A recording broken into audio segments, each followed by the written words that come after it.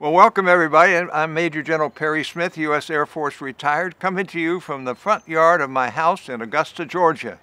I normally do this at Emory, but we can't do it because it's late March and we're in the middle of a major crisis. But I'm doing it for you, I'm doing it for Jeff Rosensweig, I'm doing it for any of your friends who would like to watch this. This is the same seminar or workshop that I would do there at Emory.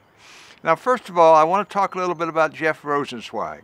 He and I have been very good friends for a long time, and he's soon to be married to Natalie Allen, who is also a good friend, so we know the family really well. But you know, Jeff has certain characteristics that many of you have probably noticed. He's a bit of a name dropper.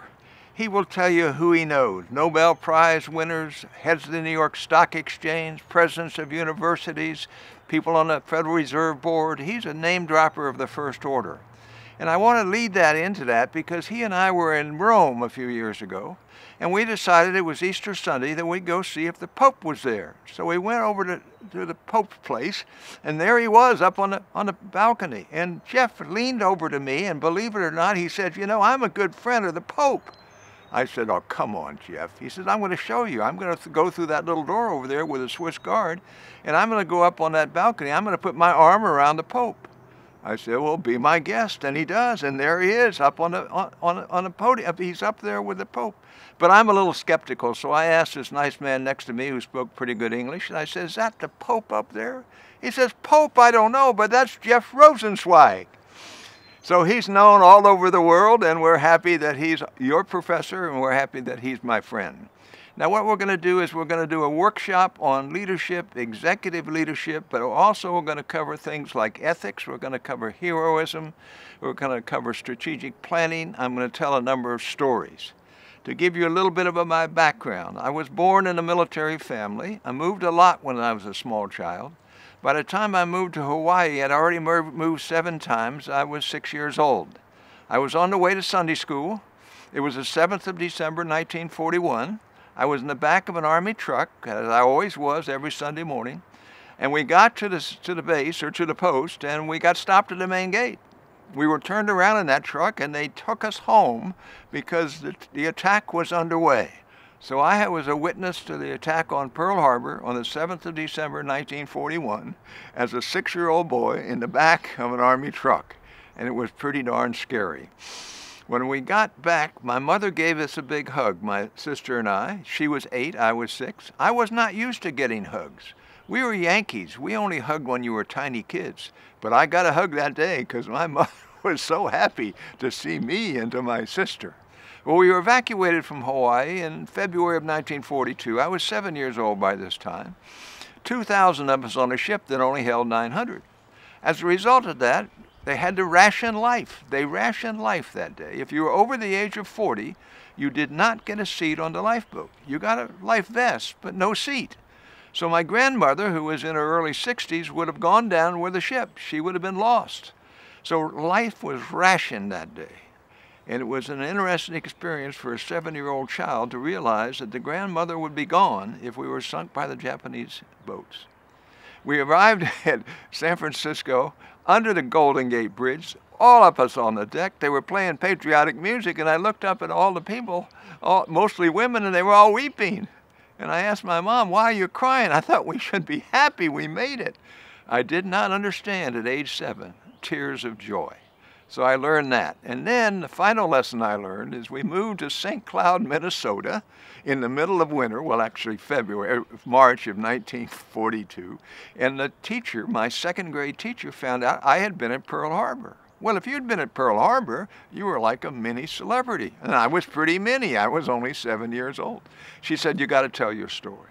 So I did my first public speech at age 7 in St. Cloud, Minnesota in March or April of 1942. So I had a really interesting life. I moved 40 times in my life by the time we moved to Augusta. My wife and I, who have been married for over 60 years, live right here in Augusta, and that's where you're seeing me from. So let's start talking about issues relating to things that you would be particularly interested. I want to first talk about heroism. My wife's father is Jimmy Dias, or was Jimmy Dias. He's the only person in history to have earned the Medal of Honor, the highest military award for heroism, and the Carnegie Medal, the highest award for civilian heroism. As a result, he's a unique person. So I did a book on him, I did a video on him, and I learned a lot about heroism. And let me tell you what I learned from the Medal of Honor recipients that I've known and the Carnegie Medal recipients I've known. They have three wonderful qualities. One is compassion. They really care about people, and that's why they act so heroically. They're also very humble people. They don't want to take credit for their great heroism. And also, of course, they're very heroic. So we can learn from people like that, and I have. One of the people I love to talk about is a Medal of Honor recipient by the name of Jack Jacobs. Jack Jacobs is 5'4", weighs 116 pounds, and during the Tet Offensive of 1968 in Vietnam, he pulled 25 wounded soldiers off the battlefield, 13 of whom survived. He was badly wounded when he did that. His head was all chopped up, and he had a lot of broken bones in his face. And yet he did it. And I asked him in front of a camera right here in Augusta, I said, "Why, Jack, did you do that?" He said, "Well, what raced through my mind at that time was a quote from the great Hebrew scholar Hillel." Jack Jacobs is one of two Jewish people who are recipients of the Medal of Honor. I said, "Well, I'm not familiar with the quote. What is it?" He says, "Well, it's something like, 'If not me, who? If not now, when?'" So I asked myself, if not me, who? And I was the only one who would get around. I was bleeding pretty badly, but the rest of my body was okay. If not now, when? I had to move quickly because the enemy was moving onto the battlefield and they were shooting my wounded buddies and stealing their weapons. So it's a wonderful motto for any kind of a crisis situation. When people are in great danger, if not me, who? If there's somebody better, grab them, an EMT person or a doctor. If not, it may have to be you. And if not now, when? If you can wait for the truck to arrive, for the fire truck to arrive, fine. If you can't, you may have to move forward. So that's a helpful thing to think about, is having some kind of a coda for dealing with crisis situations, particularly when lives are in danger. The other story I like to tell is about a Carnegie Medal recipient, a lady from Shreveport, Louisiana, who at age 81 climbed over a fence, dove into a lake, swam way out, and saved a woman who'd gone over under 3 times. And I asked her when I was with her in a big event in Pittsburgh, I asked her, "Why did you do that?" And she says, "Well," she says, "my husband was too old and feeble. He couldn't get over the fence."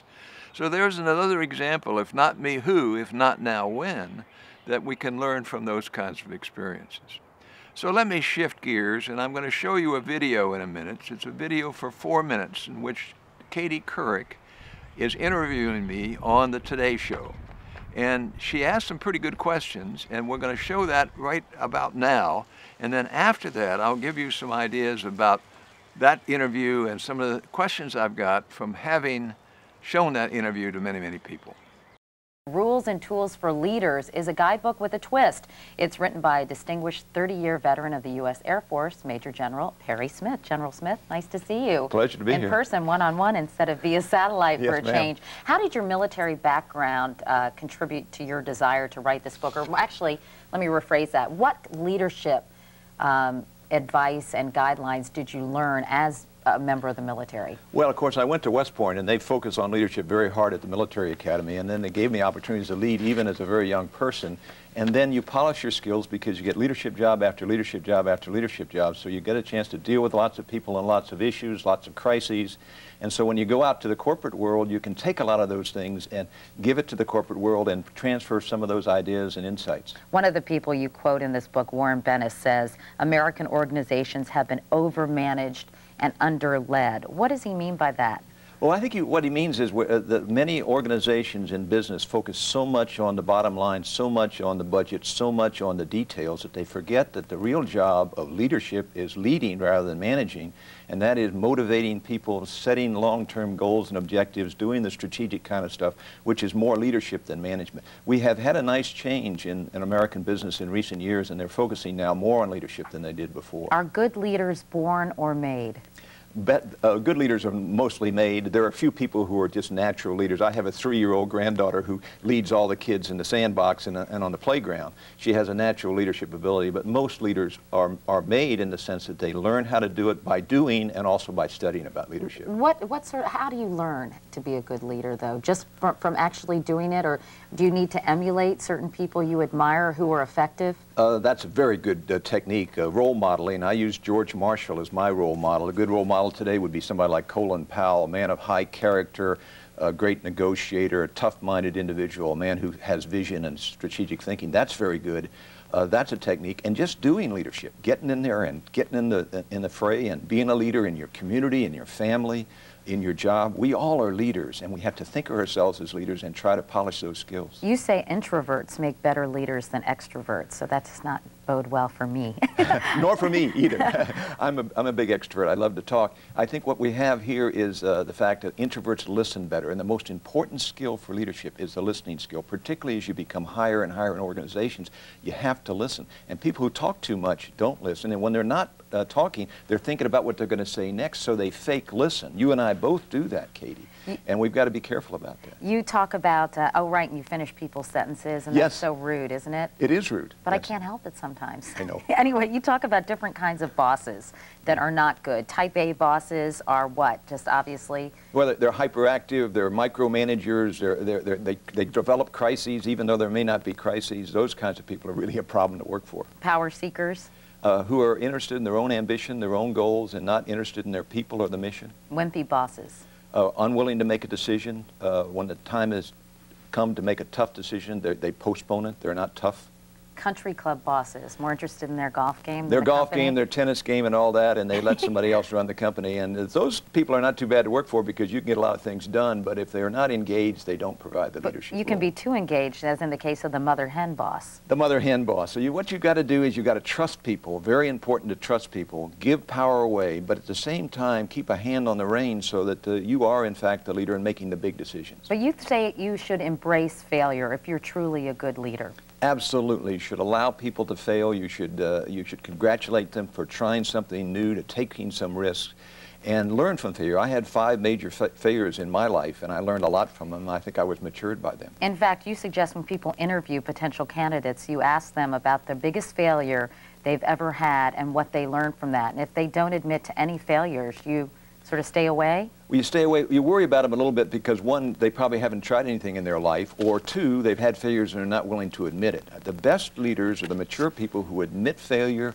learn from failure, and are not afraid of taking the next risk. All right. General Perry Smith, the book is Rules and Tools for Leaders, a down-to-earth guide to effective managing. It's fun to read and to look through. Thank you, Katie.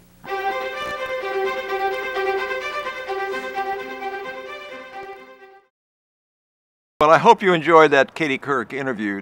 To give you a little background, that was a live interview. We did not practice that ahead of time. They didn't cut and paste it, so you saw what the people saw when it was done. It was done a number of years ago, but the questions she asked were pretty good ones.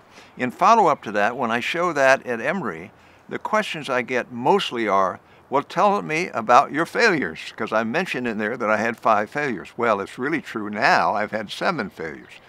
But let me just mention a couple that might be of some interest. The first failure I had, a major failure, was when I got fired from a fairly important job in the Pentagon, back when I was an Air Force colonel. The man that fired me was the Deputy Secretary of Defense, the number 2 guy running the Department of Defense. His name was Bill Clements. He later became the governor of Texas on 2 separate occasions, but at the time, he was a very influential man in the federal bureaucracy. I'd worked for him for about 9 months. It was a 2-year assignment. And then I got a call from the Air Force Personnel Office, a fellow who I knew named Sam McClure, and he said, "Perry, pack up your bags, you're going to Europe." I said, "Well, what do you mean?" He says, "Well, you no longer have that job." I said, "What do you mean?" He says, "Well, you've been fired. You've been fired, don't you understand?" And I said, "Oh, okay. What's going on?" He says, "Well, you're going to go to Europe and you're going to go be a maintenance officer to repair a bunch of F-4s at a base called Hahn Air Base in Germany." I said, "Okay." And then the next day, I went in to see Mr. Clements, the guy who had fired me. And I said, Mr. Clements, I understand I'm leaving. I'm going to Europe. He said, oh, Perry. He says, I'm so sorry. I forgot to tell you. The Air Force wants you back flying airplanes, and I'm willing to let you go. Well, he lied to me that day. That's not what happened. I wasn't going back to fly airplanes. The Air Force didn't ask me to come back. He wanted me to get me out the door. So it was a good lesson in humility. I had failed in that job, and I was clearly on the downside. On the other hand, I got away from this guy. I got over to Europe and got a chance to be with airplanes again and eventually fly airplanes again. And it was good to get away from a situation which was very, very toxic. So being fired was bad for me, but I learned a lot from it. And so when you have a situation when you're being fired or you have to fire somebody, I have some lessons for you. One is, if you have to fire somebody and he or she works directly for you, you should do it yourself. Now, you got to talk to human resources and you got to talk to the lawyer and all that kind of stuff. You got to document it well, but you need to do it yourself. And the second lesson is, do not lie to people. Be honest with them. You don't have to be brutal, but you should let them know it didn't work out. We're not compatible, whatever it was. So those are two lessons from being fired. You will have to fire people in the years ahead, my guess will be. You may well be fired in the years ahead, my guess would be. So it's useful to think about how you might handle it and deal with it. The second failure that I had, which was a major failure, was after I got to Europe, I eventually became a wing commander of an F-15 fighter wing at Bitburg, Germany. I had 4,000 people working for me. I was an Air Force colonel. I had 80 brand new F-15s. They were just coming off the production line out of St. Louis. And we lost 5 airplanes in peacetime, crashed into the ground. Now that's major failure. Major failure when you lose 5 airplanes. Usually a wing commander gets fired on his second crash. Well, 2 weeks after I got fired, I lost my 5th airplane. 2 weeks after I lost my 5th airplane, the Air Force promoted me from colonel to brigadier general, to the amazement of the Western world. I mean, even the Russians who were off base watching us couldn't understand how this klutz who couldn't keep his airplanes in the air got fired. So I asked the 4-star general a few months later how it was possible that I got on the promotion list. And he said something that was, I think, very important and very profound. He says, Perry, you handle failure well. And that's why I got you promoted. I figured if you could handle failure well, you could probably handle success well. And I said, explain that to me a little bit more. He says, well, all my wing commanders, and I had a bunch of them, all were failing. One had a drug problem on his base, one had a racial problem on his base, one had flunked all the NATO inspections. Every one of my wing commanders was failing, and I watched them all. And you handle failure quite well. So I think that's useful. If you can handle failure well, address the problems correctly, don't get down on yourself, don't get down on your people, and take the organization back to the next level, then I think you're going to be okay. So handling failure twice was important for me. Again, another lesson in humility, and I am now much more tolerant of people failing, having failed a number of times myself. And I think that's a third lesson you can learn from that. Now I'm going to shift gears now, and I'm going to go through some things, and I'd like you to take out your pencil or your computer, because what I want to say now is I'd like you to take this down, because these are the most important things that I will say in this little workshop that we're having. And it's all about leverage. And so let me just tell you the story. I had been giving blood in downtown Augusta at the Shepherd Blood Center on Wrightsboro Road for many years. And I went in there one day, and a lady who had worked there said, would you be willing to give platelets? Willing to give platelets rather than whole blood? Well, I couldn't remember what platelets were, so she had to explain that to me. And I said, sure, I'll come in. So you go in there, and they put a needle in one arm, and in those days, well, a needle in one arm, they take the platelets out of the blood and put the needle back in the other arm and give you what's left.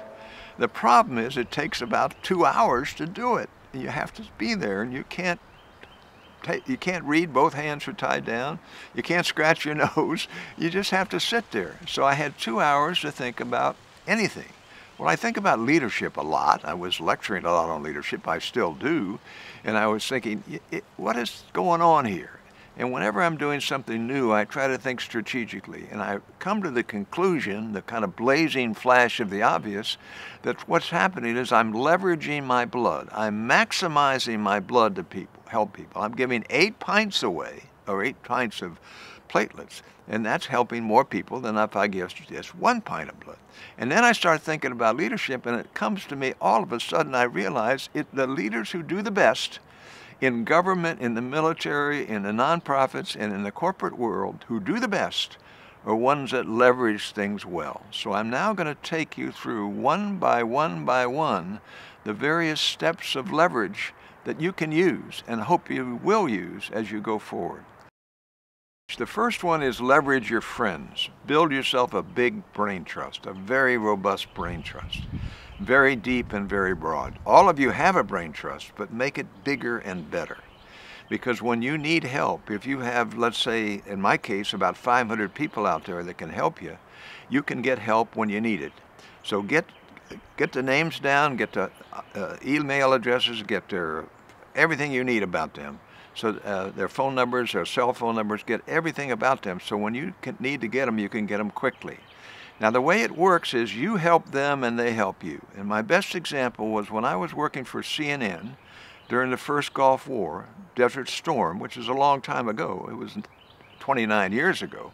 But when I was working for them, I had a good friend who worked in the Pentagon in a very high position. He was a lieutenant colonel, but he worked directly for the Secretary of Defense. I would talk to him at night, not in his office, but at home, and he would give me all kinds of insights of what was going on in the Pentagon. I promised him I would never use anything he told me, but it gave me context. What was the Secretary of Defense worrying about? How was his relationship with Schwarzkopf? How was his relationship with the State Department, with the White House, with Colin Powell? All those kinds of questions, and who were they meeting with and so forth. That was very helpful. Then, a few years later, that same guy who went from Lieutenant Colonel to Brigadier General called me up one Sunday, and he says, I need help, Perry. He says, I need 2 hours of your time. 2 hours? I said, what is going on? I said, his name was John Barry. I said, John, if you need 2 hours, you've got it. You gave me so much help during the Desert Storm period. I said, what's the problem? He says, well, he says, I've lost 4 F-16s that have crashed into the ground out here at Luke Air Force Base in Phoenix, Arizona, and you've lost more airplanes than anybody. Well, that's not true. I have a friend that lost 7. But in any case, he said, what did you do right? What did you do wrong? How did you deal with the press? How did you deal with your boss? How did you deal with your engine shop? How did you deal with your pilots? Et cetera, et cetera, et cetera. So we talked for a very long time about things that I did right, things that I did wrong, and how I handled all those kinds of issues. So I was able to help him. So there's the brain trust working both ways. He helped me, I helped him. So try to build up that brain trust. You do not have to know these people. A good example is I know Tom Friedman, who writes for the New York Times. He's very good, and I recommend his articles and his books. He wrote about me in one of his books, The Lexus and the Olive Tree. He says some very nice things about me in his book, about why I quit CNN and what that was all about. And I'll tell the CNN story later. So I contacted him. I said, Tom, join my brain trust. So he did. And so he and I have contact back and forth. I give him an idea or two and so forth. I have never met Tom Friedman, but he is part of my brain trust. So build that brain trust over time. That can really help you as you go forward. So the first point of leverage then is leverage your friends. The next point of leverage is leverage your skills.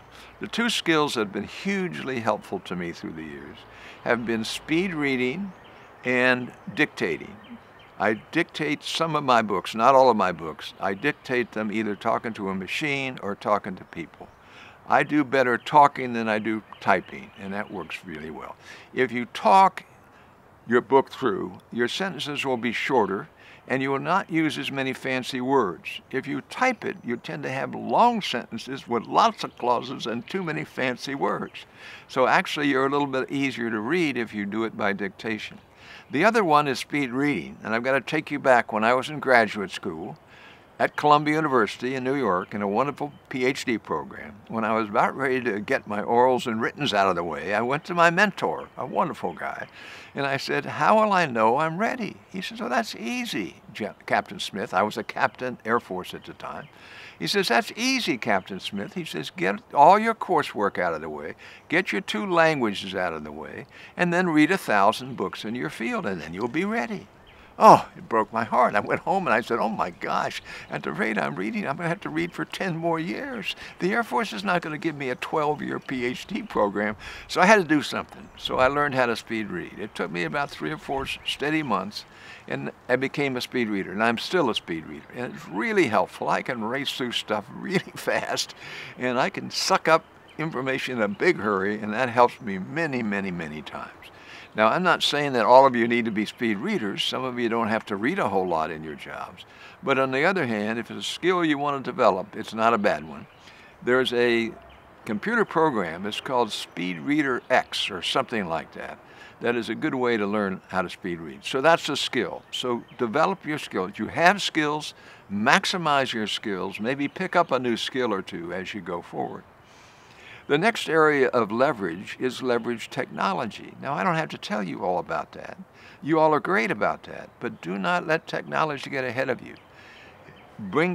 Buy the new computer, use Zoom, use all the things that are out there, and don't become a Luddite in facing technology. I don't need to talk about that very much because I'm sure you're on top of that. The next area of leverage is the leveraging of compassion. Helping people who are hurting. And compassion is important, but it also requires action. Compassion without action is not going to help people very much. So when somebody's hurting, give them ideas on how you can help them. If you have some ideas, go for it. Take some action to actually help them.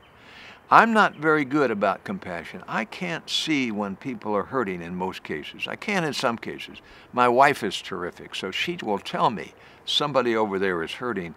Why can't we do something about that? So leverage your compassion and make sure it's tied together with action. The next area of leverage is leveraging trust. I'm a great believer in trusting people. I mean, really trusting people.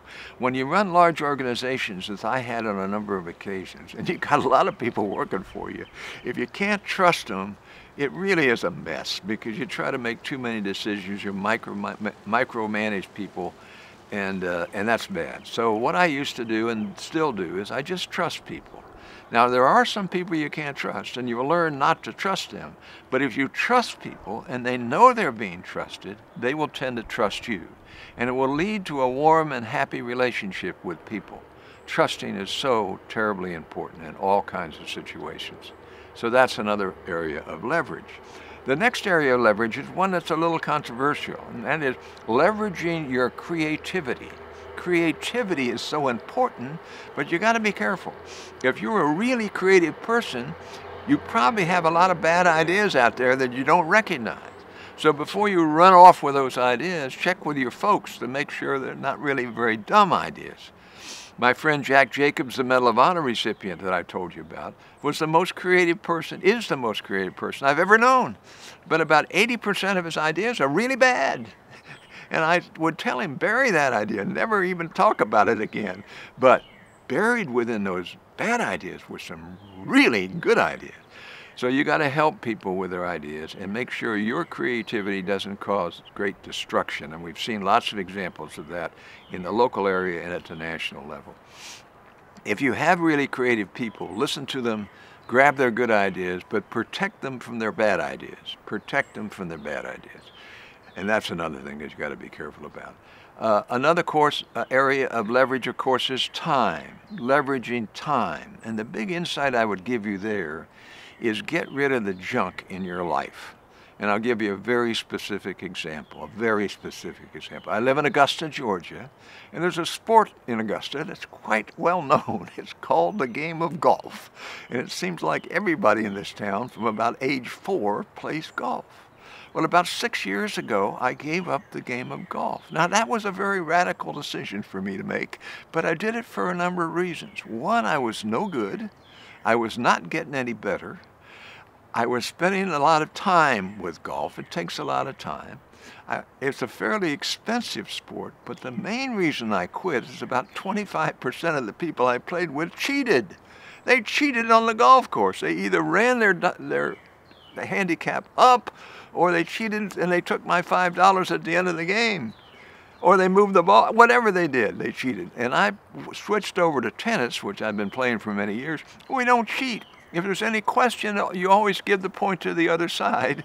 Nobody in our group ever cheats, and it just works out really well. So if you got junk in your life, if that's part of your junk, get rid of it. Another area of junk is watching TV, and particularly watching sports. A lot of people watch sports a lot, too much. My rule in sports is I don't turn it on until the fourth quarter. And if the score is 35-2, I turn it off. If the score is 35-33, I leave it on and watch the last part of the game. And same thing with golf. I only watch the last few holes. That's when it really gets exciting. So get rid of the junk in your life so you can have more time with your family, more time for professional development, and those kinds of things. So those are the areas of leverage, and I hope you wrote them each down. And I hope all of you will use them as you go forward in your life to work out to have a better opportunity for good leadership and actually a better opportunity for a good life and a good family. Now we're going to show you on the camera here a number of books that I will recommend, and we'll leave it on there long enough that you can write them down. And I gave you only, I think, 5 books, but these are ones that can be really helpful, particularly as relates to leadership kind of opportunities. I'm a great believer that everybody needs to read and read books. The trouble with today, most people stay on the internet and they read very superficially, and they become dilettantes. They don't have any depth. The only way to get real depth on a subject is go deeply into it, either in your job or by reading. I'm a great believer that everybody should read one good book a month, and for now and for the rest of their lives, so that you bring intellectual content to your job and to your church or wherever you're working, the nonprofit. They want intellectual content. And so on many occasions, I would go into fairly important meetings in NATO or at the Pentagon or in the White House or the State Department. I would go into meetings and I wasn't the smartest guy in the room, but in almost all cases I was the most well-read. And so I had the depth of understanding that was helpful to the meeting. I oftentimes was the one that would get the right words in there to make sure the paper came out right. And so do that and make that a part of your whole life, to be a regular kind of a reader. Intellectual quality, intellectual content, intellectual power can be very helpful. And it'll keep you young. I'm 85 years old and I'm still pretty active intellectually, pretty active physically, and I think a part of that is because I have so dedicated my life to reading good books. I read about 3 or 4 at the same time.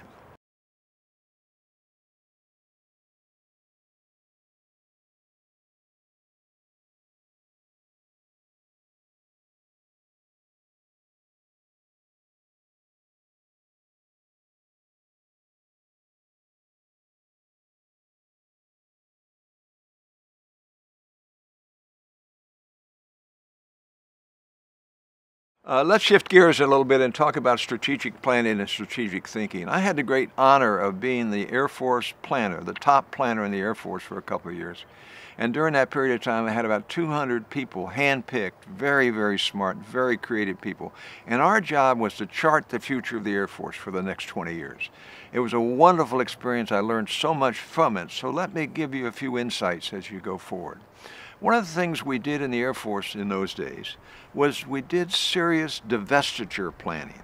Get rid of the junk, get rid of the dogs, get rid of things that you don't need in your organizations, whether it be weapon systems or doctrines or organizations or standard procedures, whatever they were. Get rid of those. And it really is important, because if you can get rid of the junk, you'll therefore have time and money and resources to get the new stuff, the stuff you really need. Now, divestiture is hard, because most organizations, most leaders of organizations, particularly out in the field, don't want to get rid of their stuff. They just love what they have. It's the airplane or the organization or whatever. And when you get the word out, they're going to have to close it down. They get mad at you.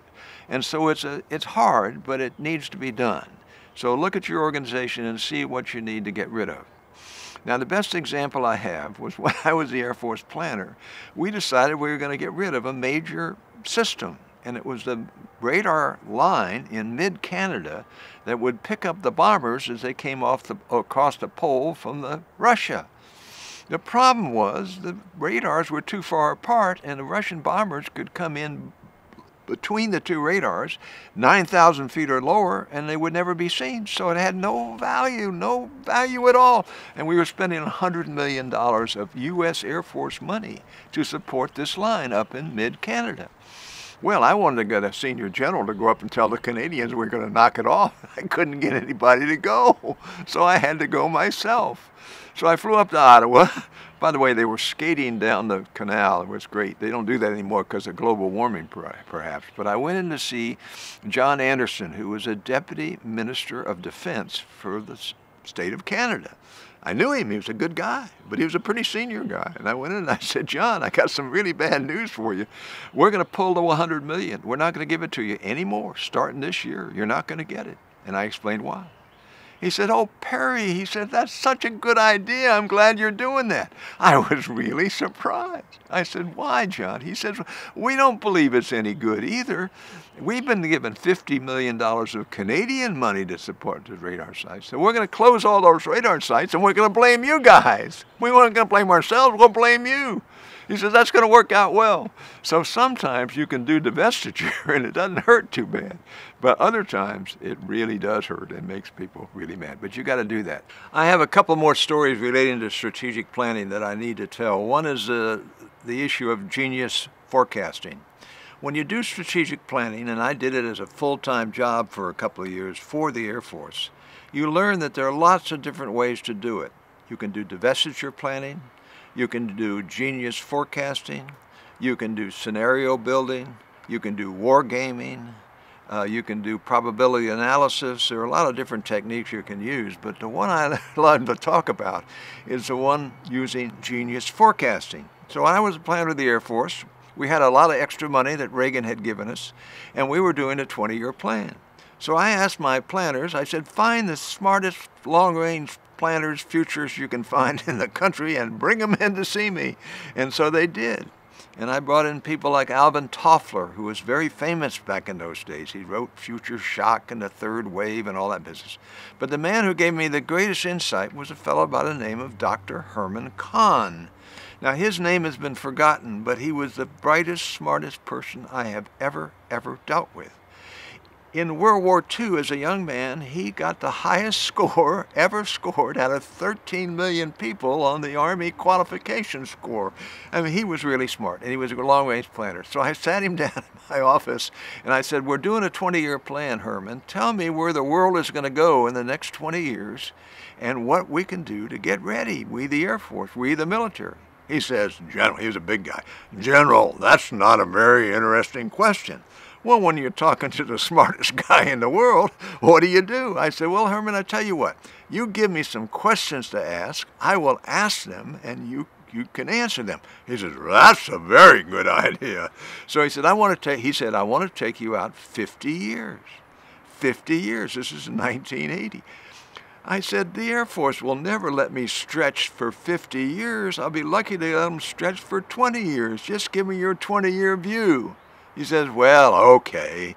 And he says, let me think about that for a minute. Okay, here it is. I got some good news and a little bit of bad news. I said, well, give me the good news first. He says, well, in the next 20 years, the Soviet Union will collapse.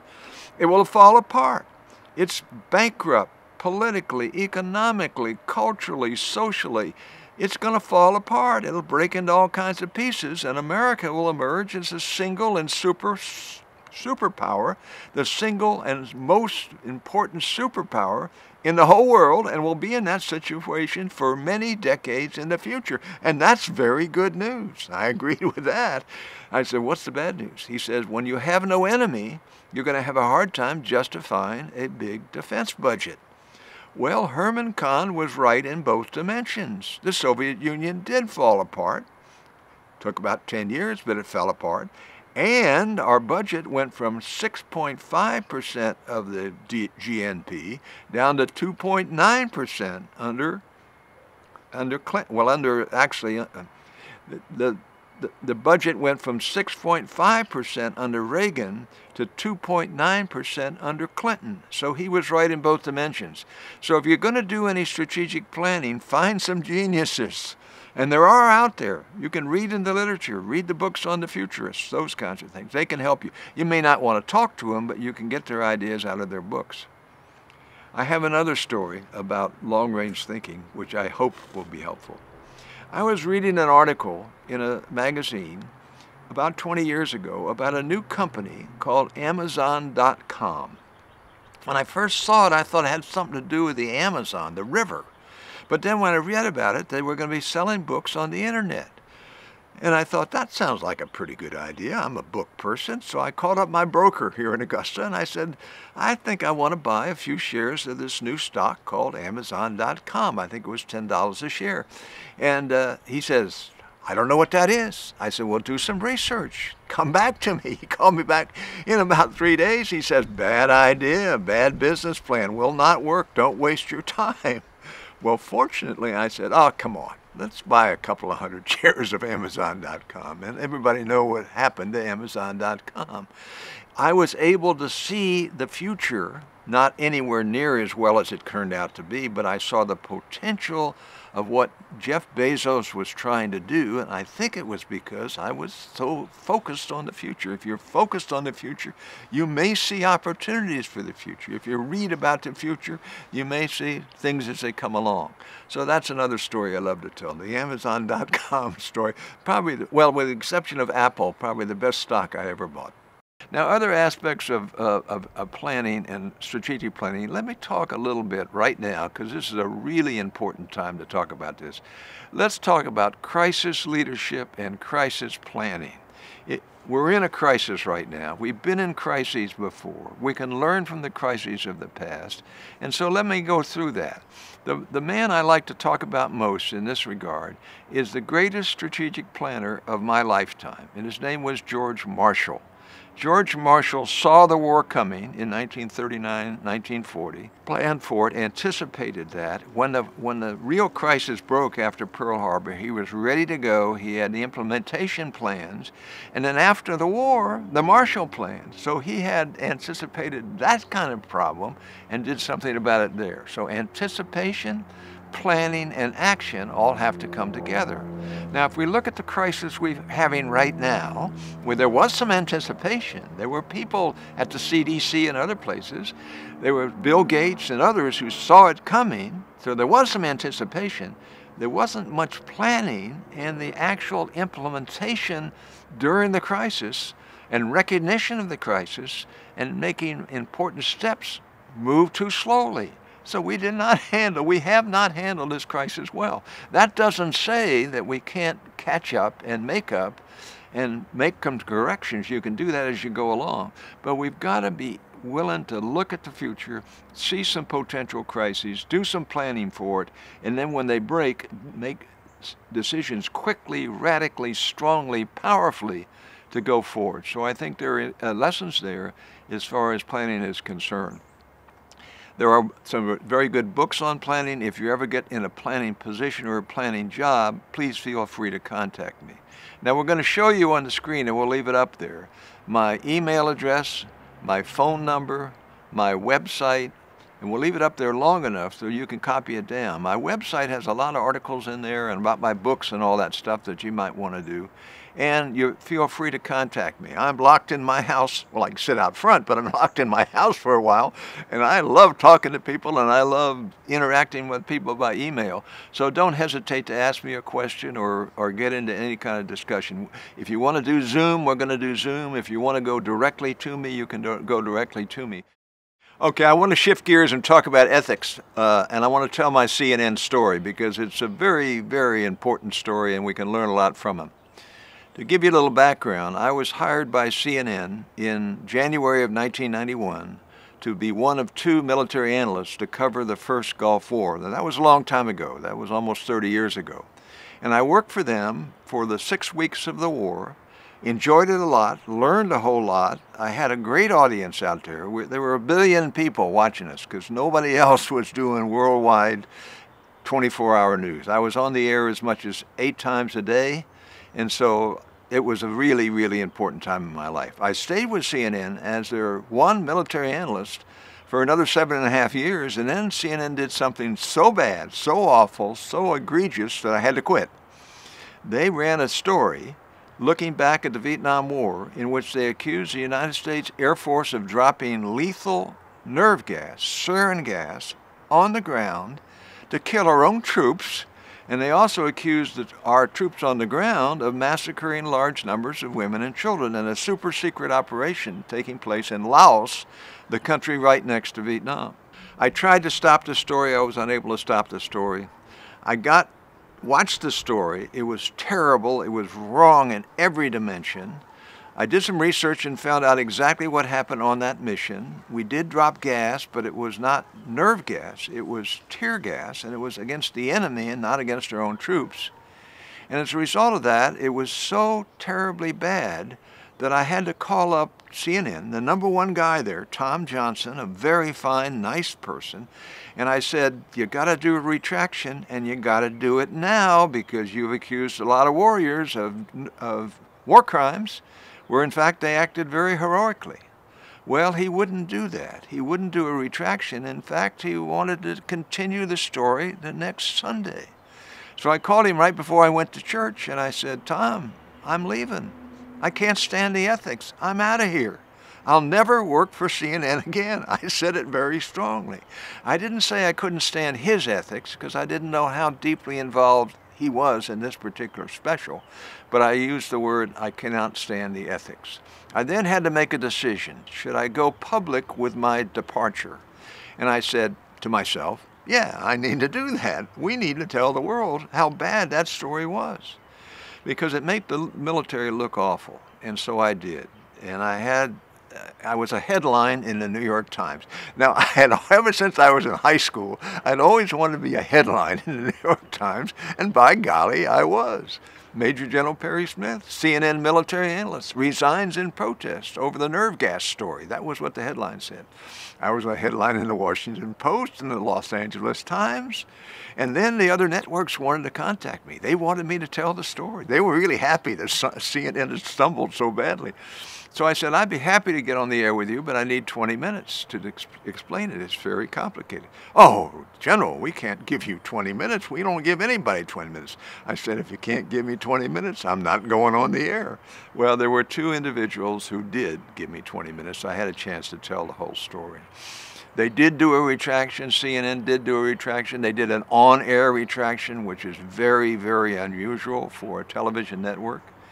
And as a result of that, they fired the people who did the really bad stuff. They fired the 2 producers. They fired some senior executives. So they made up for it. But on the other hand, they lost credibility. Right after the Gulf War, CNN was ranked one of the 5 most respected organizations in the world. No network had ever had that compliment. They had that. They lost it, and they lost their integrity. So we can learn a lot from that. So the other story I want to tell, and this is also not a nice story, is the story of the Air Force general and the Swiss bank account. Now let me take you back. I'm the Air Force planner working in the Pentagon. I'm a major general, and into my office comes an auditor. He's a major, so he's pretty low ranking, and I'm pretty senior. He comes in to see me, and he says, sir, I have some very bad news for you today. And I said, Major, I get bad news about every hour. I said, just lay it on me. What has he got? He said, oh, sir, I can't tell you what I got to tell you. That was his direct quote. I said, what? What does that mean? He says, oh, we can't talk about this program in your office. He says, it's so highly classified that your office is not cleared. I said, wait a minute, my office is swept every day by the security police. We have white noise on our window. It's really secure. It's cleared for top secret and 3 or 4 levels above top secret. He said, sir, it's not cleared for my program. So I said, what are we going to do about that, Major? He said, you got to come to my office. I said, okay. So I followed the Major upstairs to his office. We went through some cyberlock doors and went into his office, and there was a file sitting on his table, which is about that tall, about 1,000 pages. So the major explained to me that we had a Swiss bank account, an Air Force numbered secret Swiss bank account of about $10 million. And the person in charge of it before, or until recently, had did some bad things with it. So I asked him, what do you mean? He said, well, it was a non-interest bearing account, $10 million. And it was only audited once a year in July. And so in August, he would take the money out and put it into his own secret Swiss bank account, which was interest bearing. He'd suck off the interest to an entire year. And then in June, he'd take the money and put it back into the Air Force account. He didn't steal any money from the Air Force, but he stole the interest. So he was making money off the Air Force money. And that was wrong.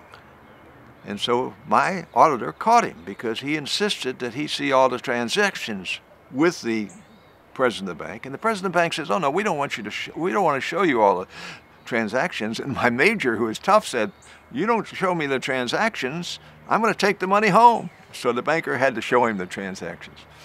So that was really bad. So then the question was, what are we going to do about this? This general who stole or got maybe $400,000 or $500,000 into his pocket using this super secret system. By the way, when I asked the major, I said, well, who's in charge of that now? He says, you are, sir. I said, oh my gosh, we need to do something about this. So anyhow, long story short, there was a big meeting in the Chief of Staff's office of the Air Force. The very top generals were there. And they asked all the generals around the table what we should do about this guy. And they said, we got to go after him. We got to go after him. We got to go after him, even though he was retired. And I said, when they came to me, I said, we can't go after him. We're not going to get him into jail. The judge will never let us do it because we're not going to be able to open all those super secrets we have. So we're going to lose the case. He's going to thumb his nose at us for the rest of his life. Why don't we just let it die? Well, the #1 general in the Air Force looked at me and said, Perry, you're dead wrong. We've got to go after this guy. Irrespective of whether we catch him and get him into jail, we got to send a message to our Air Force that we don't tolerate this kind of behavior, particularly on the part of senior officers. And of course, he was right and I was wrong. The only thing I was right about, we never got him into jail because he was able to duck out of it. I want to shift gears now and talk a little bit about dealing with toxic relationships and particularly with difficult personalities. I've had the great privilege and honor in my family of knowing a man named Dr. Hervey Cleckley, who was the uncle of my wife. He was a very, very famous psychiatrist during the 40s, 50s, and 60s. He wrote a book called The Mask of Sanity, which was and is the definitive work on the psychopathic personality. And then he wrote later a more popular book called The Three Faces of Eve, which was the definitive work on the multiple personality. So he broke the ground as a pioneer in two major areas of psychology and psychiatry. But in the process of doing a video on him and researching him, I learned a lot about psychopaths, subclinical psychopaths, subcriminal psychopaths, and people who are marginal psychopaths. And I have found when I look back on my lives that some of the most difficult relationships I had were with people who had many of the qualities of a psychopath. So if you look at a book called Without Conscience by Robert Hare, Dr. Robert Hare, who was really the man who picked up on Hervey Cleckley's ideas and put them into some books. He has a number of books, but one is called Without Conscience, and the other one is called Snakes in Suits. And if you're dealing with somebody who you think may be a marginal psychopath, I highly recommend either reading one or the other. And if you read Without Conscience, you read the last chapter in which he tells you step by step how you deal with somebody with major psychopathic qualities. Because it turns out that people who are psychopaths are very, very clever. They're very smart. They're probably smarter than you are. They read you really carefully. They know where your strengths are. They know where your weaknesses are. They know how to manipulate you in many different ways. And they can destroy your life. They can destroy your organization.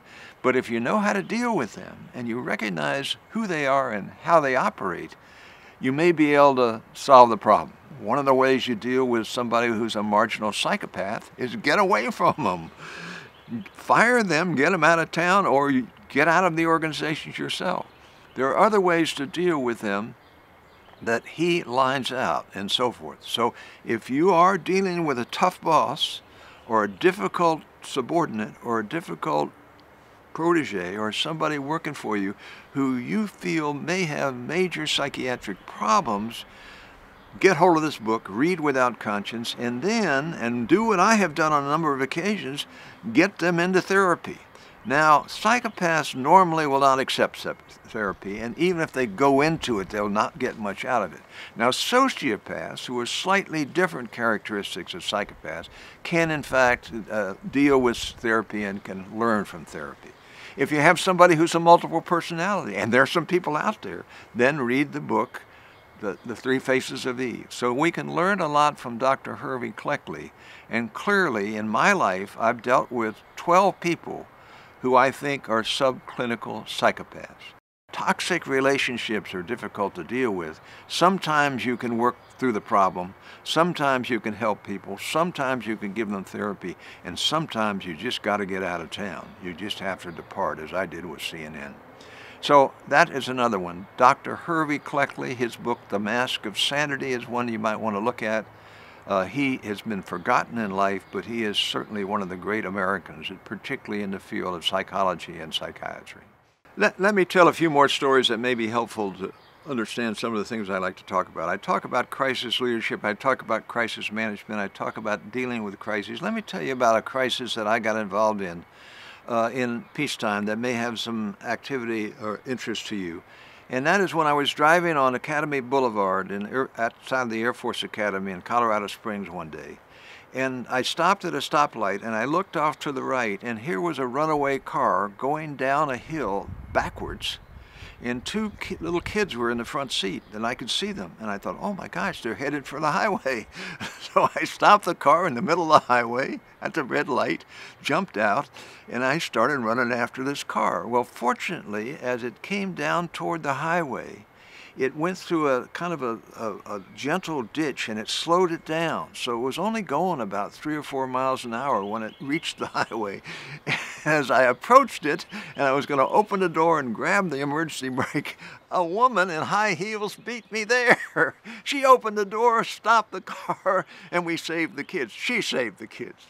But it was an example of kind of crisis decision-making in a short period of time.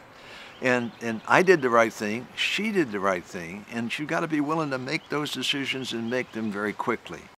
I'm going to tell you a crisis situation I was in where I did not do well, because I think we can learn from that. I'm having dinner with my wife and some very good friends in Denver, Colorado at the Brown Palace Hotel. We're having a nice time, we've had a cocktail, we haven't started to eat yet, and all of a sudden, right next to me, the man sitting right next to me goes, "Yeah!" Throws up all over the table and then collapses. So I grab him, put him on the floor, and start doing mouth-to-mouth resuscitation with him, mouth-to-mouth.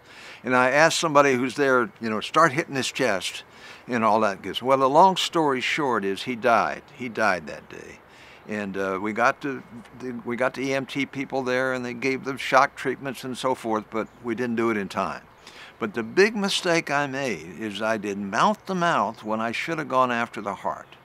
Mouth-to-mouth is fine, but if the heart's not working, mouth-to-mouth's not doing a whole lot of good. So I thought I was doing the right thing, but I wasn't doing the right thing.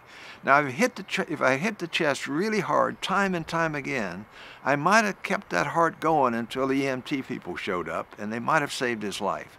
So here is an example of a crisis situation where I didn't do well, and I learned some lessons from that.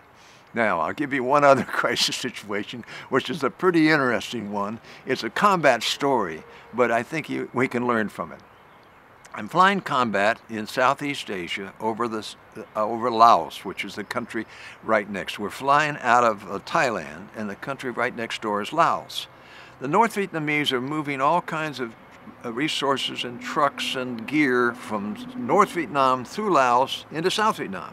And our job is to stop them from doing that. So we're flying over there and we're going after the trucks, we're going after the trails, we're going after the bridges. So we're doing a mission over the Plain of Jars. If in central Laos, there's one area that's wide open. It's like eastern Colorado. It's wide open, about 30 miles by 30 miles. It's called the Plain of Jars. That's where they bury people there, inside of jars.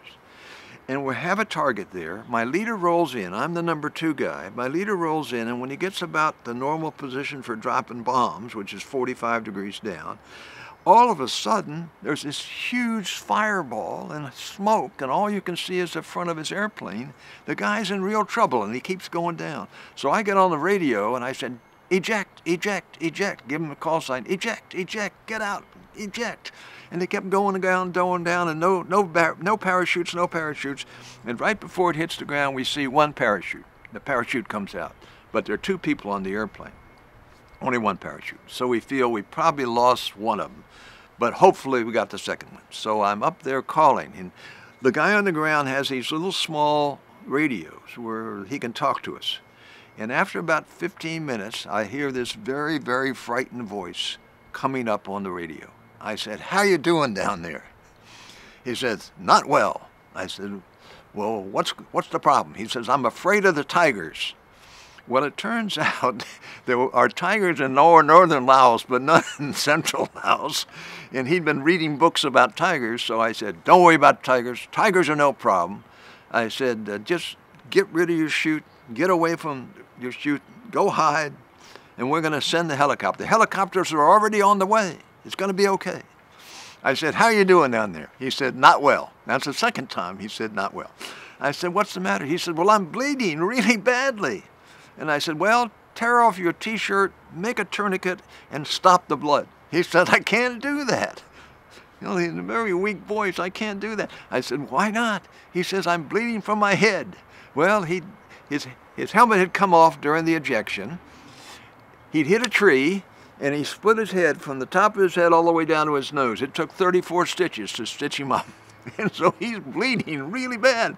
So I said, okay, take that T-shirt and hold it against your head as hard as you can and hold it there. And the helicopter is on the way. We're going to get you out of there. Well, the helicopters came, and the parachute jumper went down on the jungle penetrator, found him, picked him up. They went up together on the jungle penetrator. They got winched up, and so we saved his life. And it was a terrible time because we lost the pilot, but we got the backseater. But it was also good that we got the backseater. So I flew my airplane back, got back quickly. The helicopter got back a little later at the same base. I went down to check on him. Well, they grabbed him and sent him off to the hospital. I didn't get to see him, but I talked to the guy that went down on the jungle penetrator, this big, strong sergeant. And I said, Sergeant, how did it go? He said, not well. This is the 3rd time I've heard the not well story. I said, what do you mean not well? He says, well, he was so covered with blood, he was so slippery that I almost dropped him as we went up on the jungle penetrator and got winched up. Well, I learned a lot about those helicopters, guys. They did such great work, and he was such a fine fellow. It was a wonderful experience to just talk to those people and who did that thing. But here's an example of a crisis situation. Now, were we ready for that? Yes. We had briefed every time we went on a mission. What happened on the shoot down? What kind of action we... So we did have a plan, we did have anticipation, and in this case, I got a lot of help from control agencies and other airplanes and so forth, the helicopters, and got them out and so forth. So here's an example of an anticipated crisis that we handled pretty well. And so as you look at your life, think about things that could go wrong, have a plan for dealing with them, do some wild card analysis, and be ready to go forward and reach out for help. Be sure you reach out for help, and you can handle crisis situations pretty well. So that's another story relating to crises that we have not covered before. To wrap up this video, let me just talk about where we're going to go in the future. This video will go to Jeff Rosensweig. He will pass it out to you all, and I hope you get a chance to watch it. And then after you watch the video, and by the way, be sure if you want to share it with your friends. It's for you, but it's also for anybody who's interested in it. And then afterwards, then you'll have an opportunity to deal with me either through Zoom, and Jeff will Professor Rosensweig will set that up, and or we can do it directly by email, by phone call. And so don't hesitate to do that. And we're going to show you once again my email address, my phone number, and my website. If you're interested in some of the videos that I've done, and the man who's doing the video for me right now has done that with me, I have 4 videos that I talk about on my website. And they may be of interest to you. One is the video on my wife's father, Jimmy Dias, the Medal of Honor recipient and the Carnegie Medal recipient. And it's all about him and his life. He was an Eagle Scout, a wonderful, wonderful story. Another one is about my roommate from West Point. His name was Don Hollowler. He was a first-team All-American football player. He was killed in Vietnam in October 1967. That is his story. And it's really a really good story because he was a terrific guy, my close friend. I was the best man in his wedding. I met my wife at that wedding. But he also was a man of great humility and a great compassion. And there's a lot of stories in there that you might want to look at. The Don Hollowler story, When Duty Calls. The third one is the one on Dr. Hervey Cleckley, the psychiatrist, about his life and his contributions to the field of psychiatry and psychology across the board. And the fourth video, which you might be interested, is the one on my experience in combat. It's about the Triple Nickel Squadron, which is the squadron I was in, flying out of Thailand. It was a very important squadron. It was responsible for more kills of MiG airplanes than any other squadron, by far. It won 3 presidential unit citations. And it is still in existence. It operates out of Aviano, Italy, in F-16s. It was, in those days, it was F-4s. It then became an F-15 squadron. It's now an F-16 squadron. And if you're at all interested in combat stories, particularly relating to flying stories, there's some things in there. All of those videos are available on YouTube. And so you can read about them on my website. And if you want to watch any of them, you can find them on YouTube and it'll work out. Now, as far as my books are concerned, Rules and Tools for Leaders, which is my leadership book, you'll all get a copy of that. Jeff Rosensweig will figure out a way to get that to you sometime this summer or sometime this fall. And I hope you'll read it. It's past the 300,000 mark. It's done well. And I think it's done well because it is a book to be used, not just to be read. It has all kinds of checklists in there, and how to hire, how to fire, how to plan, how to run a meeting, and those kinds of things. And so people have used the book and used the book and used the book as they go forward. And so I hope you'll read it, and I hope you'll use it in the years ahead. Rules and Tools for Leaders, you get that for free. That's a gift of Emory and Professor Rosensweig to you. So another book I'd like to recommend to you is a book I wrote called Assignment Pentagon. That book has done pretty well also. It's sold probably 50,000 copies and is now out in the 5th edition.